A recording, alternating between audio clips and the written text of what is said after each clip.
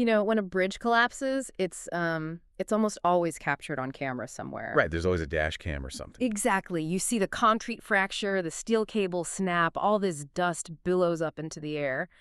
And afterward, an engineer can point to one very specific, twisted support beam and say, there, that is the failure.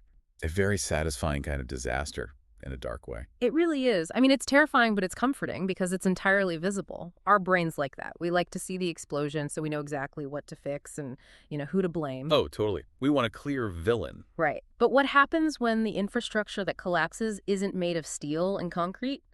What if it's made of supply chains and public trust and complex derivatives or just our highly synchronized daily routines? Yeah, you don't get a loud explosion then. No, you get the agonizing, invisible murkiness of 2020. So, welcome to the deep dive. Today, we are looking at this brilliant, highly structured set of notes that argue the COVID-19 pandemic wasn't just a biological health crisis. Far from it. Right. They argue it was a textbook, systemic collapse. And look, I know what you, listening right now, might be thinking. You lived through it. You all did. Yeah, you remember the lockdowns, the weird empty grocery store aisles, the endless news cycles. So you might feel like you already understand this event because, well, you were a participant in it. Which, I mean, that is the ultimate trap of history, isn't it? Yeah, how so? Well, when you live through a massive historical paradigm shift, your perspective is necessarily restricted to your own immediate surroundings. You see your living room, your neighborhood, your specific job. Right, you're stuck on the ground floor. Exactly. But the sources we are unpacking today, they zoom out to this macroscopic altitude. They basically bypass the medical minutiae to examine the mechanical behavior of interconnected human systems under unprecedented stress. It's such a wild perspective shift. It really is. Yeah. We're going to explore the hidden architecture of the world as it existed in 2019, the precise mechanical reasons it shattered, and the deeply stratified psychological phases society experienced. And we can't forget the survival framework embedded in these notes. Oh, yes. From a subpersonality named Liz. Liz, which is just fascinating. It's an archetype that entirely redefines how humans adapt to chaos. But, okay, let's unpack this. Let's start with that 2019 baseline. That's where you have to start. Right.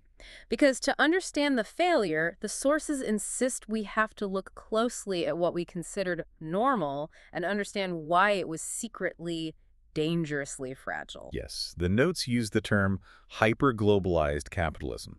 Which is, a bit of academic jargon. So let's strip that away. What does that actually mean for the physical world? Well, it essentially translates to an absolute obsession with optimization. Imagine a world where every single ounce of slack has been systematically hunted down and eliminated. Just to save a few pennies? Exactly. In the name of profit and efficiency. The defining philosophy of this pre-pandemic baseline was the just-in-time supply chain. Okay, let's unpack this because it's so fundamental to the whole collapse. Just-in-time means a manufacturing plant. Let's use a major auto manufacturer as an example. Sure, car parts are perfect for this. Right, so a car plant doesn't have a massive warehouse sitting next to it filled with a 6-month supply of steering wheels. Because warehousing costs money. It's dead capital sitting on a shelf. Mm-hmm. You have to pay to heat the building, pay security to watch it. Pay taxes on the inventory. Exactly. It's wildly inefficient from a purely financial standpoint. So instead, the steering wheels arrive on a truck exactly 2 hours before they are scheduled to be bolted onto the cars on the assembly line. The truck itself is a warehouse. Yes. And that system is incredibly profitable. It saves millions.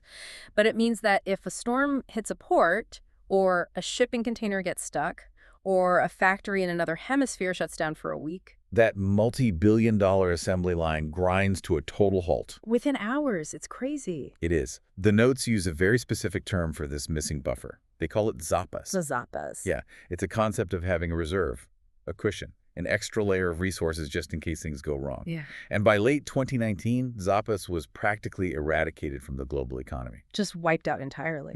Because it wasn't efficient. Manufacturing was highly concentrated. Entire industries relied on single geographic regions for crucial components. Like a computer built in Texas might rely on a microchip fabricated in Taiwan. Right, using rare earth metals mined in Africa and then assembled with tools manufactured in Germany. Goods moved seamlessly, cheaply, and fast. But the underlying physics of that system demanded absolutely zero interruptions. None. Zero margin for error. And you can see the same optimization applied to the healthcare sector in the notes, which really blew my mind. Oh, the hospital capacity issue. Yeah. Yes, because we often think of hospitals as these bastions of readiness, right? Like they're supposed to be ready for anything. But the reality of 2019 healthcare economics was vastly different. Well, from a purely financial perspective, an empty hospital bed is a liability. Right. It's an asset not generating revenue. Yeah. So hospital administration over the preceding decades had been heavily incentivized to run at near maximum capacity just to handle normal daily operational needs. So they were incredibly efficient. Remarkably efficient at processing a predictable stream of patients. But the trade-off is zero surge capacity. If you have just enough nurses, just enough TPE, and just enough ventilators for a statistically average Tuesday in November, You are fundamentally unprepared for a Tuesday that brings 10 times the normal patient volume. exactly. And this logic extended everywhere. It did. Look at urban infrastructure. Modern cities were heavily reliant on massive, dense physical proximity. Office towers, public transit systems, the entire service economy. All of it depended on millions of people moving in highly synchronized, predictable patterns every single day. It sounds like we built a high-performance race car, and then to shave a tenth of a second off our lap time, we removed the airbags, we took out the spare tire, we unbolted the seatbelts. That is a brilliant way to put it. Right. I mean, the car was incredibly fast, but if it hit even a small piece of debris on the track, the driver was completely unprotected. That analogy perfectly captures the core tension the sources identify.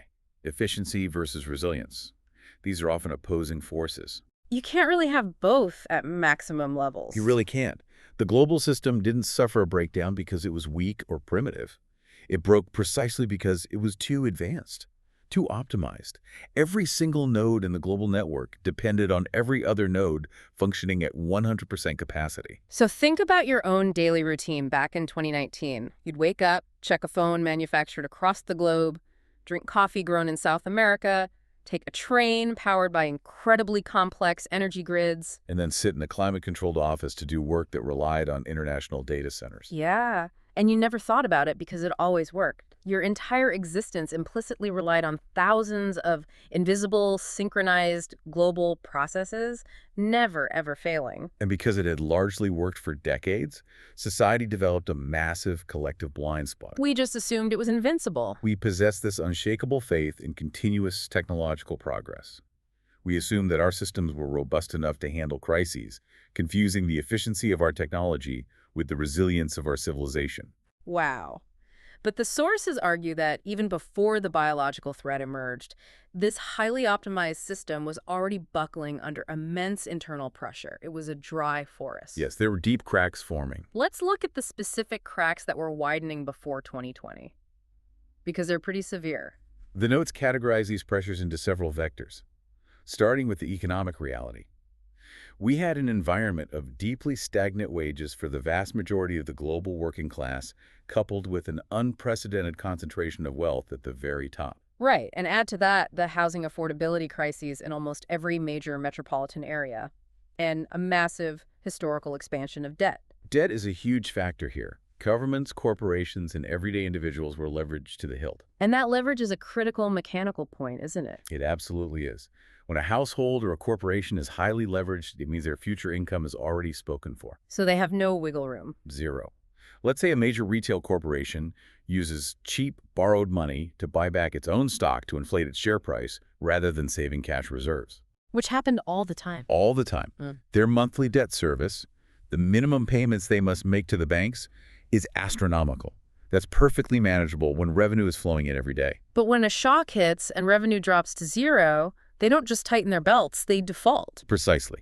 They default on the loan, Right. which hits the bank's balance sheet, which forces the bank to stop lending money to other perfectly healthy businesses, Which then causes those businesses to lay off workers. who then default on their mortgages. That is the mechanics of economic contagion. Leverage removes the system's shock absorbers. Okay, so then you layer on the social and political pressures detailed in the notes. We were seeing a steep, decades-long decline in institutional trust. Trust in government, trust in the media, trust in legacy expertise. And political polarization was paralyzing legislative bodies. Society was fracturing into a rigid us versus them mentality. We were essentially losing a shared cultural narrative. We really were. In previous eras, a society might have disagreed on policy, but they generally operated from a shared set of baseline facts.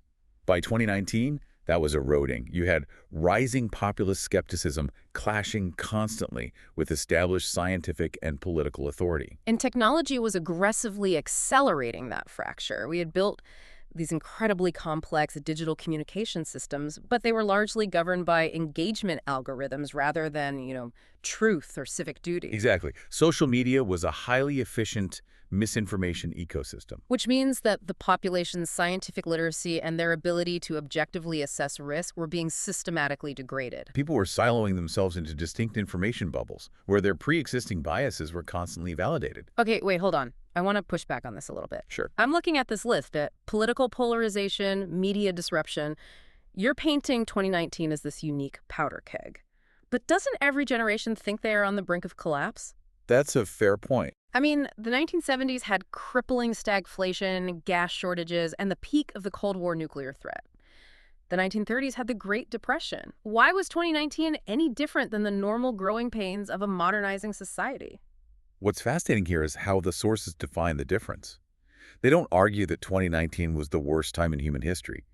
They argue it was a state of stable instability. Stable instability. Okay, explain. Think of a spinning top. Okay. When a top is spinning at maximum velocity, it stands perfectly upright. It looks completely solid, completely stable.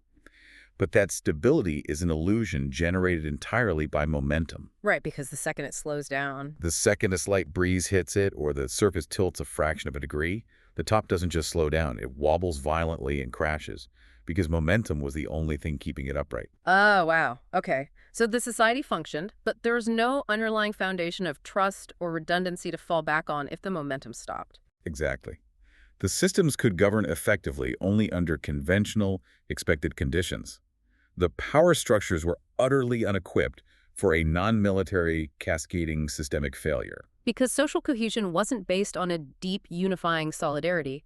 It was based on the fact that the grocery stores were full and the Wi-Fi was fast. Spot on. The moment those conveniences were threatened, the underlying fractures would instantly become chasms. So we have the spinning top. It's highly efficient, deeply interconnected, heavily leveraged, increasingly angry, and entirely lacking in redundancy. It's a dry forest soaked in gasoline. That's the baseline. But a dry forest can sit there for decades without burning. What was the actual spark that finally found the fuel? This brings us to the emergence of SARS-CoV-2 in late 2019.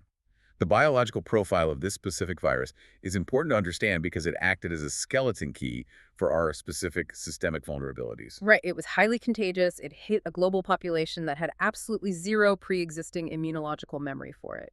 But the real kicker, the thing that made it an existential threat to the system, was the asymptomatic spread. Yes, that's huge. Because if a virus makes you immediately, visibly, violently ill, it is actually easier to contain. The sick person stays home or goes to a hospital, and the chain of transmission is broken. Because everyone can see they're sick. Right. The Right. virus that can quietly replicate in your respiratory tract and be exhaled onto a crowded subway train for 3 days before you even feel a tickle in your throat, that bypasses all conventional rudimentary screening methods. But the notes are very clear on this. A novel virus, even a stealthy one, is not entirely historically unusual. Pandemics happen, the Black Death, the 1918 influenza.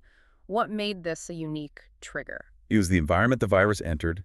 The sources highlight incredible force multipliers, starting with the aviation network. Planes. In 1918, a virus traveled at the speed of a steamship. It took weeks to cross an ocean. In 2019, an infected asymptomatic individual could board a plane in Asia, connect through Europe, and land in North America within 24 hours. Hyper-globalization took a regional biological event and amplified it into a synchronized multi-continent crisis almost instantaneously. And then, the system compounded the biological speed with institutional lag. The notes point out that in a pandemic, timing is not just a factor. Timing is the only factor. Because of the mathematics of exponential growth. Yes. If you have a virus where one person infects 2, and those 2 infect 4, and those 4 infect 8-2, the numbers look small and manageable for a surprisingly long time. Right. It feels like nothing is really happening. But once you hit the steep part of the curve, it explodes. The institutional response, delayed acknowledgement, hesitant testing rollouts, political downplaying, and contradictory public messaging squandered the only window of opportunity where linear intervention could have stopped an exponential problem. So the virus was a match, but the pre-existing system was a dry forest soaked in gasoline. The virus wasn't the collapse itself. The virus was simply the stress test that the system failed. That is the central thesis of the sources regarding causation. The virus was the trigger, but the fragility was the cause. That distinction is so important. It is. If SARS-CoV-2 had emerged in a world with localized supply chains, deep medical redundancies, low debt, and high societal trust, it would have been a severe, tragic health crisis. But it would not have frozen the entire globe. The underlying optimization and brittleness turned a biological event into a total systemic breakdown. Let's trace that chain reaction mechanistically. Like, how did a microscopic pathogen actually stop the gears of human industry? Well, it begins with the biological spread outstripping the institutional awareness. By the time governments realized the pathogen was circulating in their cities, the exponential math had already defeated them. And this immediately slammed into the healthcare vulnerability we discussed earlier. Because hospitals had zero surge capacity, the influx of severe respiratory cases threatened to physically break the medical infrastructure. And you couldn't just let the hospitals collapse, because if a hospital collapses, people start dying from car accidents and appendicitis, simply because there are no doctors available to treat them. Precisely. So to prevent the total failure of the medical system, governments were forced to pull the emergency brake on the entire physical economy. Lockdowns, stay-at-home orders, the sudden mandated cessation of physical human movement. And the moment you stop movement in a system built entirely on continuous flow, the top stops spinning, the leverage crushes the corporations, the supply chains snap, and the societal trust begins to evaporate. Every weak point failed simultaneously. Which transitions us into the terrifying mechanical reality of the failure. How did the infrastructure actually behave under this stress? The sources make a vital distinction here. Modern collapse does not look like a Hollywood disaster movie. Right, there was no giant explosion, the power plants didn't blow up, the skyscrapers didn't crumble into dust. The notes define this as degradation, not destruction. It is the subtle, systemic loss of performance across all layers of society. Let's apply that to the food supply chain, because this is where the why gets really fascinating for me. I remember going to the grocery store in April 2020. The shelves for flour, pasta, and toilet paper were entirely stripped bare. It felt like the world was starving. But the notes point out that agricultural production hadn't failed at all. That's the crazy part. The farms were still growing wheat, the cows were still producing milk. The food existed, but the routing logic had completely shattered. Think about how food was distributed in 2019. Roughly half of all food went to commercial clients: restaurants, cafeterias, hotels, schools. The other half went to retail grocery stores. And those are two entirely different physical supply chains. Completely different. A dairy farm that supplies restaurants doesn't package cheese in convenient 8-ounce plastic blocks with nutritional barcodes on them. They package cheese in 50-pound shrink-wrapped pallets. Right, and a farm supplying bakeries produces flour in massive industrial sacks, not 2-pound paper bags. So when the lockdowns hit, everyone suddenly shifted 100% of their caloric intake to their own kitchens. The demand at grocery stores doubled overnight, causing panic buying and empty shelves. But wait, why couldn't they just take the massive surplus of restaurant food and send it to the grocery store? Because grocery store barcode scanners can't read commercial packaging. Oh, wow. And the FDA has strict, rigid regulations about nutritional labeling for consumers that commercial packaging simply doesn't have. Plus, the plastic extrusion machines at the packaging plants couldn't just be swapped out in an afternoon to make smaller bags.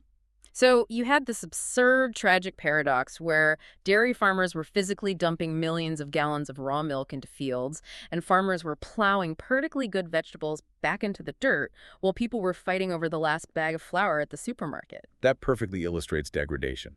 The physical assets were fine, but the optimized coordination vanished. I saw the exact same paradox in the energy markets. Do you remember when the price of oil actually went negative? A profoundly surreal moment in modern economic history. Right. Explain how that is even mechanically possible. How does a barrel of the most valuable commodity on Earth become worth less than nothing? Why would a seller pay a buyer to take oil? It comes back to continuous flow. Oil isn't just pumped out of the ground. It moves through a massive kinetic pipeline of tankers, refineries, and storage facilities.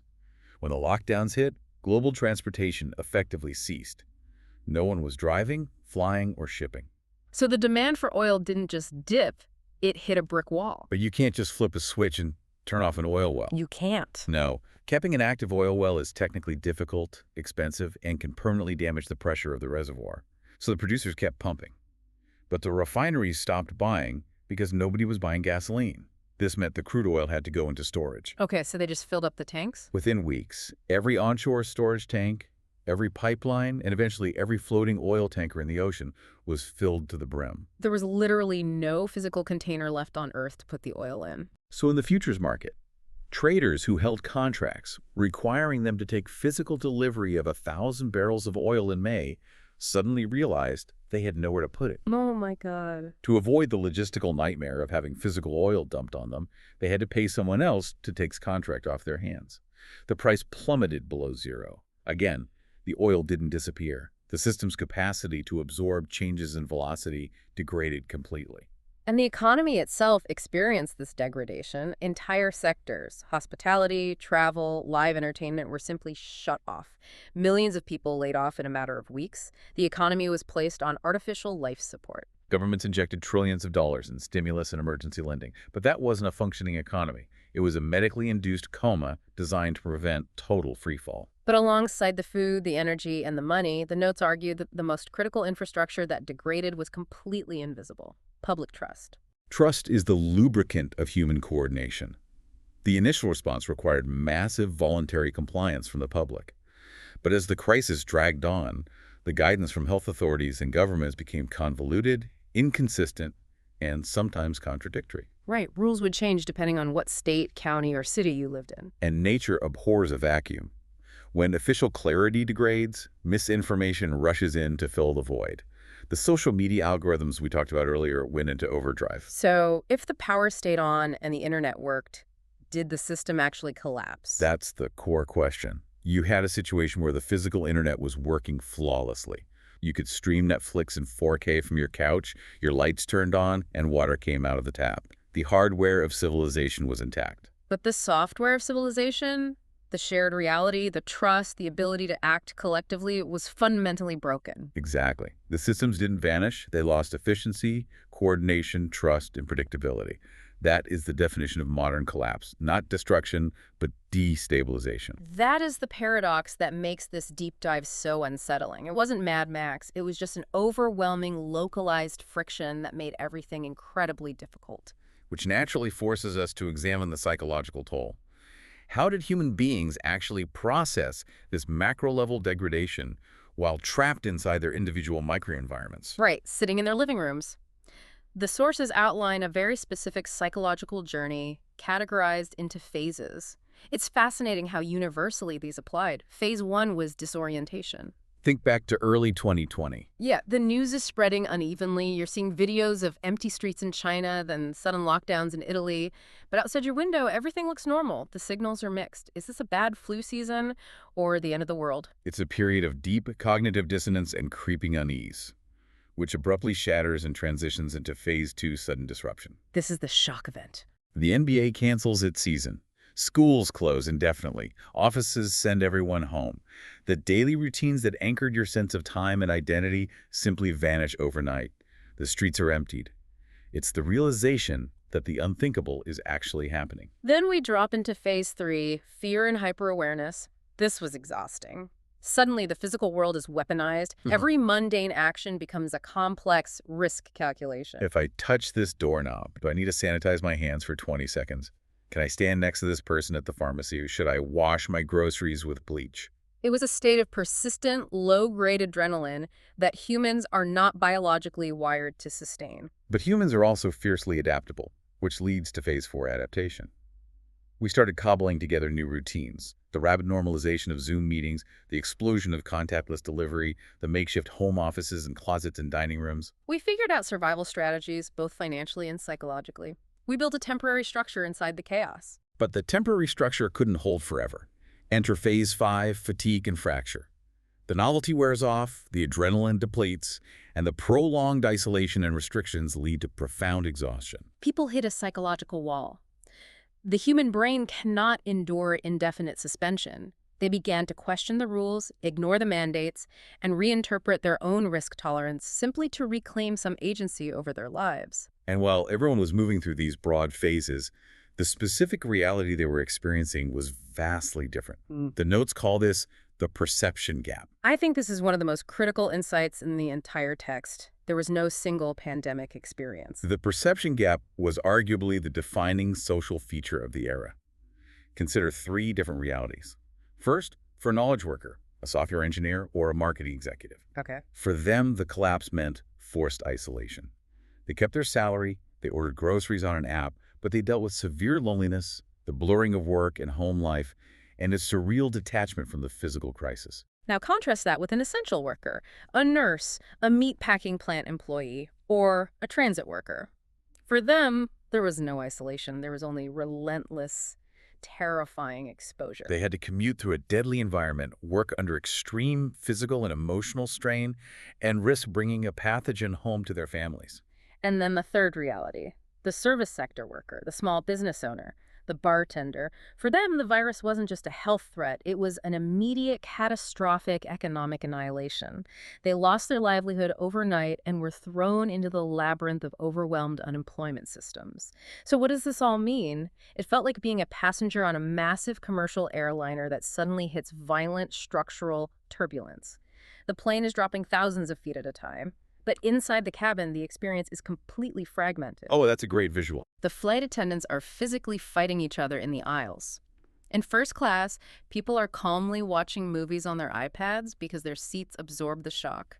In coach, people are frantically trying to strap on parachutes, and half the passengers are yelling that the turbulence is a hoax invented by the pilot.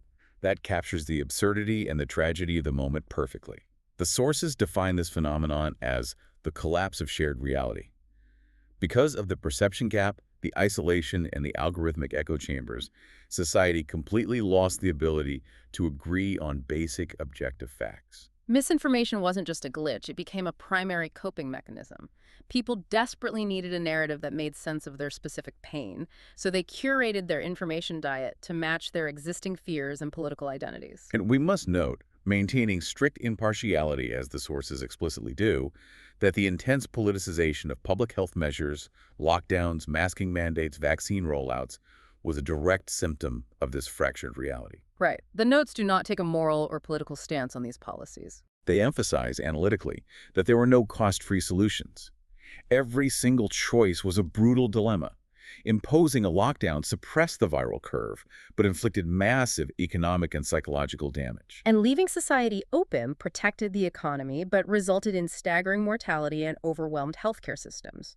Both action and inaction carried monumental, unavoidable trade-offs. The inability to collectively navigate those trade-offs was the ultimate systemic failure. Which brings us to the most fascinating and frankly the most unnerving part of these source notes. Here's where it gets really interesting. We spent this entire time looking at systems, macroeconomics, and large-scale population psychology.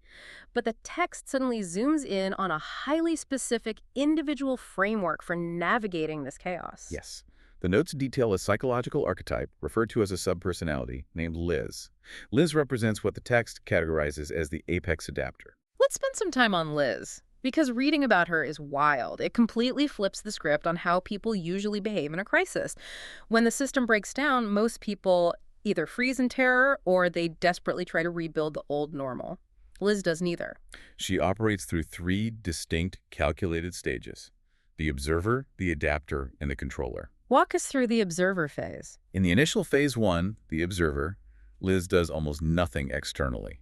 When the shock hits and the disorientation phase begins, while the masses are panicking, doom-scrolling, or buying out the grocery stores, Liz goes entirely still. She watches the boredom. She's looking for the new rules. Exactly. She is analyzing the mechanics of the collapse. Who is losing their mind, who's in denial, which physical structures are failing, and what new digital structures are absorbing the load.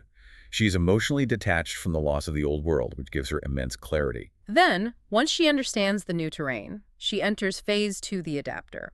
This is where her genius really shows. Liz understands a fundamental law of unstable systems that almost everyone else misses. When physical infrastructure collapses, power and leverage are no longer location-based. They become attention-based. Right. Think about it. In 2019, power was physical. It was the corner office, it was the packed conference room, it was the physical storefront on a busy street. But when the physical world is mandated shut, all of that location-based leverage drops to zero. Liz immediately recognizes this. She doesn't mourn the loss of the physical stage. She abandons it and pivots to the digital and conceptual arenas. Do you have a good example of this? Let's ground this with a hypothetical example. Imagine a traditional fitness instructor in early 2020. A normal person would wait out the lockdown, hoping their local gym reopens soon, maybe burning through their savings. Right, just waiting for normal to return. But Liz, on the other hand, instantly realizes the local gym is dead. She buys ring lights, sets up a camera in her living room, and begins streaming daily workouts. But she doesn't just sell workouts. She sells a narrative of resilience, routine, and sanity in a crazy world. She captures the attention of thousands of isolated people desperate for structure. Yes. By the time the local gym reopens, Liz has a global subscription business and doesn't need the physical location anymore. That is exactly it. She becomes less seen physically, but massively more felt conceptually. She builds identity and mythology, which leads to her final and most intense phase, the controller. In this phase, her core doctrine becomes clear. Liz believes that stability is an illusion, even in good times. But during a collapse, when people are terrified and their realities are fracturing, a massive power vacuum opens up. People are begging for certainty. And Liz realizes that chaos isn't the enemy. Chaos is the medium. That is a profound operating principle. Chaos makes systems malleable. While everyone else is paralyzed, waiting for some authority figure to tell them it's safe to go back to normal, Liz is actively rewriting the rules of the game to favor herself. She becomes the voice, the aesthetic, or the narrative that fills the vacuum of certainty. She doesn't just adapt to reality, she begins to dictate perception. And because shared reality has collapsed, if you control perception, you literally control reality for your audience. It is a hyper-pragmatic, almost predatory mindset, but the sources don't present Liz merely as a Machiavellian character study, do they? No, they elevate this archetype to a systemic truth. Liz represents the evolutionary aspect of a systemic shock. The notes state that collapse is not just a period of danger, it's a period of intense selection pressure. Selection pressure, like Darwinian biology. Exactly. In evolutionary biology, a stable environment favors the existing apex predators. But when a meteor hits or an ice age begins, the environment changes so radically that the traits of the old apex predators become liabilities. The mammals survive while the dinosaurs die. A systemic collapse creates an artificial environment where those who rely on the old structures lose everything, but rapid adapters, the Liz's, gain unprecedented leverage. That is a brutally heavy mirror to hold up to the listener. It forces you to look at your own behavior during a crisis and ask a very uncomfortable question. When the system shatters, who are you? Are you the one overwhelmed by uncertainty, anxiously refreshing your newsfeed, waiting for a normal that is scientifically never coming back? Or are you the one who detaches, studies the new physics of the board, adapts your skills, and repositions yourself to capture the vacuum? It is the ultimate test of cognitive flexibility. Which pulls us forward into the final macro perspective of the sources, the aftermath. If Liz represents the individual micro-level adaptation, what does the macro-level adaptation look like? What actually replaced the old world? The central thesis of the aftermath section is that history only moves in one direction. The world did not and could not go back to the pre-2020 baseline. The trauma of the systemic shock forced a mutation. The system reconfigured itself. Let's trace those mutations. We see it clearly in work and supply chains. The physical-first society we had in 2019 was permanently replaced by a hybrid digital-physical architecture. Remote work and hybrid schedules didn't just become temporary perks, they became permanent structural features of the global economy, fundamentally altering commercial real estate, urban tax bases, and domestic migration patterns. And the hyper-optimized just-in-time supply chains we discussed earlier, they suffered such catastrophic failures that the corporate philosophy had to evolve. We began a massive shift toward just-in-case models. Bringing back the Zappas. Yes, reintroducing the buffer. Companies started diversifying their suppliers so they weren't entirely reliant on a single factory in a single country. They started reshoring or nearshoring critical manufacturing closer to home. They began holding larger inventories. They actively traded away a fraction of their pure, razor-thin cost efficiency in exchange for a layer of systemic resilience. We also witnessed massive structural shifts in power. The notes highlight an unprecedented consolidation of influence in big tech. During the lockdowns, digital platforms ceased to be mere consumer products. They became the essential underlying infrastructure for human survival. Commerce, education, communication, and government administration were entirely outsourced to a handful of massive technology corporations. And simultaneously, the economic inequality that was a crack in 2019 widened into a canyon. High-skill, remote-capable knowledge workers not only stabilized, but often saw their wealth increase due to asset inflation and reduced spending.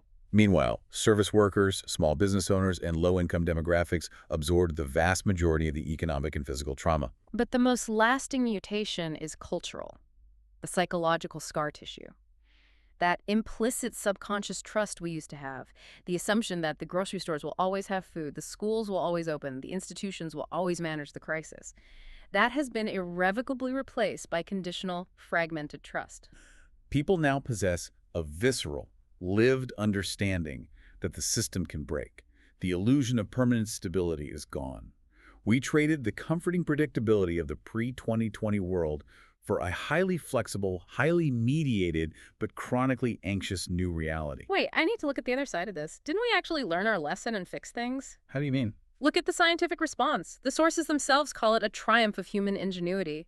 We mapped the genome of a novel pathogen in weeks. We developed, tested, and deployed revolutionary mRNA vaccines in under a year, a process that normally takes a decade. We have drastically improved epidemiological modeling and global health surveillance. Doesn't that mean we repaired the system? You are absolutely right to highlight the scientific triumphs. The speed of global collaboration among the scientific community was genuinely unprecedented and saved countless lives. But the sources are very careful to issue a stark warning against confusing a technological patch with systemic repair. Okay, explain the difference. We patched the specific vulnerability that SARS-CoV-2 exploited. We built an immunological firewall against that one pathogen. But the underlying conditions of the class, the incredible complexity, the massive interdependence, the speed of global transit, the leverage, and the systemic fragility, those all still exist. So the foundation is still cracked. In fact, in many ways, our digital dependence has made the system even more complex. The architecture of our hyper-connected world remains highly susceptible to cascading failures, whether from a new pathogen, a massive cyber attack, or a synchronized geopolitical shock. We avoided an apocalyptic, civilization-ending collapse, but the system didn't heal. It merely evolved under pressure. It mutated to survive. Which brings us to the final summary of this massive, zoomed-out journey through the notes. We've tracked the trajectory from the hidden, optimized fragility of 2019 through the biological trigger, the mechanical degradation of our supply chains and energy markets. The psychological trauma of the perception gap. Right, the rise of the apex adapter, all the way to the mutated hybrid reality we inhabit today. And the overarching takeaway from these sources is a lesson in historical nuance. The pandemic was not purely a failure of leadership, nor was it fully a success of science. It wasn't entirely preventable, yet it wasn't completely inevitable. It was a violent collision between a statistically predictable biological risk and a deeply unprepared, over-optimized, over-leveraged global machine. Every single decision made during that era, the imposition of lockdowns, the printing of trillions in stimulus, the desperate attempts to control information carried heavy, unavoidable, often tragic trade-offs. There were no clean answers. There was only damage management on a planetary scale. The world avoided total ruin, but the cost was staggering. Millions of lives lost, immense economic disruption, and permanent structural changes to how humans interact. So, for you listening, keep this in perspective. You lived through a textbook historical collapse event, but it didn't happen as a cinematic explosion. It happened as a slow, agonizing, then sudden destabilization. You watched the invisible infrastructure of your world degrade in real time. You survived a massive evolutionary bottleneck. Which brings us to a final provocative thought based on the deep insights of these sources. We've learned that a collapse is not the end of a system. It is simply the brutal moment when a system is forced to evolve under extreme pressure. We saw how the invisible pressures built up silently for years before 2020. Exactly. So taking that macroscopic lens and applying it to today, looking at your own life, your own industry, or the geopolitical landscape right now, what hidden silent pressures are accumulating? What hyper-efficient optimization in your world is secretly a vulnerability, just waiting for a new unexpected spark? And when that inevitable next stress test arrives, And the X-ray once again shows the muddy, chaotic waters of a new crisis. Wait, excuse me. No, when it shows the muddy, chaotic waters of a new crisis, will you freeze? Will you sit there desperately waiting for the old normal to return? Or will you study the board and adapt